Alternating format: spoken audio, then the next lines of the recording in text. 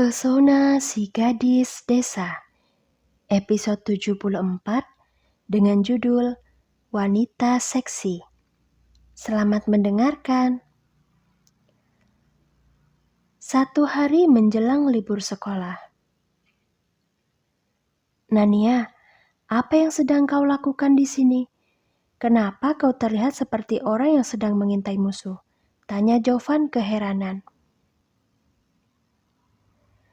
Kalau saja tubuh siswa yang ada di sebelahnya ini tidak setinggi pohon kelapa, Nania pasti sudah langsung menggeplak kepalanya. Bagaimana tidak, dia sangat kaget saat Jovan tiba-tiba berbicara di dekat telinganya. Posisi Nania saat ini tengah mengintai ke arah gerbang dari arah ujung kelas. Dia ingin memastikan apakah nenek peot itu kembali datang ke sekolah ini atau tidak. Semalam Nania sebenarnya ingin memberitahu sang kakak kalau drama yang dia maksud bukanlah film yang dia lihat di ponsel temannya, melainkan drama nyata yang terjadi pada sang kakak, Vedo, dan juga si nenek peot. Akan tetapi Nania membatalkan niatnya saat mendengar kakaknya yang sedang bercanda dengan Vedo melalui ponsel. Dia tidak setega itu untuk membuat hati kakaknya bersedih. Dia tidak rela. Nania kemudian memutuskan untuk membuat si nenek peot kembali ke tempat asalnya, yaitu di negeri Sakura, Jepang, agar tidak bisa mengganggu kebahagiaan kakaknya lagi. Bisa tidak kau jangan ikut campur urusan orang lain, Kak? Kau sejak pagi terus saja menggangguku. Ada apa? Rindu? Tanya Nania to the point. Siapa juga yang akan merasa rindu pada gadis culas sepertimu, Nania? Percaya diri sekali kau, jawab Jovan berkilah. Padahal yang sebenarnya memang iya. Lalu kalau bukan rindu, kenapa kau terus menempel padaku? Kau pikir aku tidak risih apa, Kak? Kau sudah seperti anak ayam yang tidak bisa lepas dari induknya. Jovan kikuk. Dia mengusap tengkuknya sambil meringis pelan. Nania ini benar-benar ya. Setiap kali bicara selalu saja membuat orang lain tidak bisa berkutik. Tadi itu Jovan sebenarnya sedang berkumpul dengan teman-temannya di kantin. Tapi dia mulai merasa tak tenang saat tidak menemukan keberadaan Nania di antara teman-temannya. Khawatir terjadi sesuatu pada gadis ini, Jovan akhirnya memutuskan untuk mencarinya. Dan benar saja, dia berhasil menemukan Nania yang sedang berada di ujung kelas sambil mengendap-endap seperti sedang mengawasi seseorang. Ngomong-ngomong, kau ini sedang apa, Nania? Semua temanmu sedang enak-enakan makan di kantin. Tapi kenapa kau malah berubah seperti detektif Conan di sini? Tanya Jovan setelah teringat dengan tujuannya mendatangi gadis galak ini. Diamlah, Kak. Aku sedang mengawasi jamur kulit yang berkeliaran mencari masalah dengan kakakku. Jawab Nania acuh tanpa melepaskan tatapan dari arah gerbang. Jamur kulit? Ilmuwan mana yang menuliskan kalau jamur seperti itu bisa menyerang manusia, Nania? Aku baru dengar. Nania mendengus. Dia kemudian menoleh menatap Jovan dengan pandangan yang sangat kesal. Aku rasa para guru dan siswa yang menganggapmu sebagai bintang di kelas IPS itu sudah gila, Kak. Bisa-bisanya kau tidak memahami maksud dari jamur kulit yang aku katakan barusan. Ya Tuhan, baru kali ini aku bertemu dengan siswa yang sangat bodoh sepertimu. Omel Nania tak habis pikir.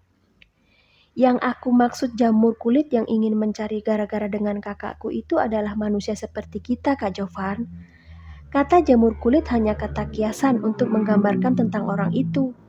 Begini saja tidak tahu.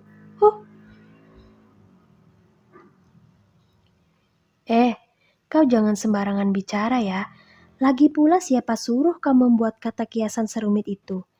Jadi kau jangan malah menyalahkan aku, sahut Jovan tak terima dikatai bodoh. Lalu aku yang salah, begitu? Iyalah, aku mana mau disalahkan. Memangnya kau pikir aku ini apa? Pada akhirnya, Jovan dan Nania bertengkar hebat gara-gara si jamur kulit. Dan pertengkaran mereka baru berhenti ketika bel tanda masuk kelas berbunyi. Sambil bersungut-sungut, Jovan dan Nania kembali ke kelas masing-masing. Mereka tidak menyadari kalau di luar sekolah si jamur kulit sedang menunggu kemunculan seorang luri untuk menyelesaikan urusan yang kemarin. Kenapa gadis sialan itu tidak keluar ya? Padahal aku sudah sangat ingin mencakar wajahnya, gumam Kanita dari dalam mobil. Kenapa tidak minta tolong pada siswa lain saja untuk memanggil gadis itu, Nona? Dengan begini kau tidak perlu membuang waktu secara percuma. Kanita menarik nafas berat. Saran dari pendampingnya ini cukup masuk akal juga. Dan di saat yang bersamaan, dari arah gerbang keluar sebuah mobil yang lumayan mewah. Tapi tiba-tiba mobil itu berhenti, kemudian seorang siswa perempuan nampak keluar dari sana, lalu kembali masuk ke sekolah. Tak ingin membuang kesempatan, Kanita pun bergegas menghampiri. Tak lupa juga dia menutupi wajahnya menggunakan syal agar tidak ada orang yang bisa mengenalinya. "Maaf, kau siapa?" tanya Galang heran ketika mobilnya dihampiri oleh seorang wanita yang pakaiannya sangat tidak sopan. Sepertinya wanita ini bukan wanita baik-baik, begitu pikir Galang. "Apa kau mengenal gadis yang bernama Luri?" sahut Kanita balik bertanya. Dia terus melirik ke arah sekitar untuk memastikan tidak ada orang yang sedang mengawasi. Sebelah alis Galang terangkat ke atas. Luri? Untuk apa wanita ini mencari Luri?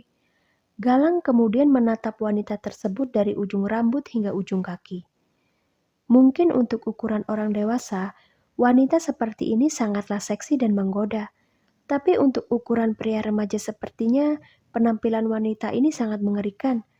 Hal ini membuat Galang berpikir 2 kali untuk memberitahukan tentang Luri. Dia khawatir kalau-kalau wanita seksi ini mempunyai niat jahat pada gadis yang disukainya itu. "Memangnya kau ada urusan apa dengan Luri?" tanya Galang ingin tahu. "Kau ini tidak sopan sekali ya. Bukannya menjawab, kau malah balik bertanya pada orang yang lebih tua. Di sekolah kau diajarkan tentang sopan santun tidak? Hah?" hardik Kanita jengkel. "Nona, di sekolah kami tidak diajarkan untuk bicara sembarangan dengan orang asing. Dan kau baru saja bertanya padaku tentang siswa yang ada di sekolah ini. Jadi wajar bukan kalau aku bertanya ada urusan apa antara kau dengan Luri? Siapa tahu kau ingin berbuat jahat padanya," sahut Galang tanpa merasa takut. Dia menjadi semakin yakin kalau wanita ini bukanlah wanita baik-baik. Gigi Kanita saling menggeretak saat perkataannya dibantah oleh siswa tersebut. Andai saja tidak ada CCTV di dekat gerbang sekolah ini, Kanita pasti sudah akan menjambak rambut siswa kurang ajar yang sudah membuatnya merasa kesal. Sungguh sial nasib Kanita 2 hari ini. Pertama dia harus mati kutu setelah bertemu dengan Luri. Dan sekarang dia harus kembali tidak bisa melakukan apa-apa gara-gara ucapan cetus siswa yang kini tengah memandangnya curiga dari dalam mobil. Sepertinya tidak ada gunanya aku bertanya pada siswa sialan ini. Buang-buang waktu saja. Gerutu Kanita dalam hati. Dari arah dalam sekolah, nampak Luri yang sedang berjalan menuju mobilnya Galang. Luri dan Galang tadi diminta oleh wali kelas mereka untuk mengambilkan buku di rumah salah satu guru yang sedang sakit. Dan Luri kembali ke kelas karena ada barang yang tertinggal di sana. Dasar murid sialan, percuma sekolah di tempat yang mahal kalau attitude saja kalian tidak punya. Cih, kesal Kanita kemudian pergi meninggalkan siswa tampan yang tadi berdebat dengannya. "Siapa wanita itu, Lang?" tanya Luri sambil menatap penasaran ke arah wanita yang tadi bicara dengan teman sekelasnya ini. Galang kaget setengah mati saat Luri tiba-tiba sudah duduk di sebelahnya. Dia terlalu fokus pada wanita itu sampai-sampai tidak menyadari kalau Luri sudah ada di dalam mobil. Untung saja wanita itu sudah pergi. Jika tidak, Luri pasti akan ketahuan olehnya. Lang, ada apa? Apa kau mengenal wanita itu? Tidak, aku sama sekali tidak mengenalnya. Tadi dia hanya bertanya apakah aku mengenal siswa yang bernama Tiara atau tidak. Itu saja, jawab Galang berkilah. Dia terpaksa berkata bohong karena tak ingin membuat Luri menjadi khawatir. Biar nanti dia cari tahu saja tentang wanita itu. Oh, begitu. Ya sudah, ayo kita berangkat. Teman dan wali kelas kita sudah menunggu buku-buku itu untuk belajar. Ajak Luri kemudian memakai seatbelt ke tubuhnya. Galang menarik nafas kemudian mengangguk. Dia lalu menjalankan mobilnya sambil terus memikirkan siapa wanita itu. Galang sungguh penasaran kenapa Luri bisa dicari olehnya. Mungkinkah Luri sedang terlibat suatu masalah? Semoga saja tebakanku salah. Lagi pula tidak mungkin juga Luri terlibat masalah dengan wanita yang tidak jelas seperti dia. Atau jangan-jangan wanita itu adalah simpanan kakak iparnya? Astaga, kau ini berpikir apa, Galang? Sudah-sudah, fokus menyetir dulu saja, batin Galang resah sendiri.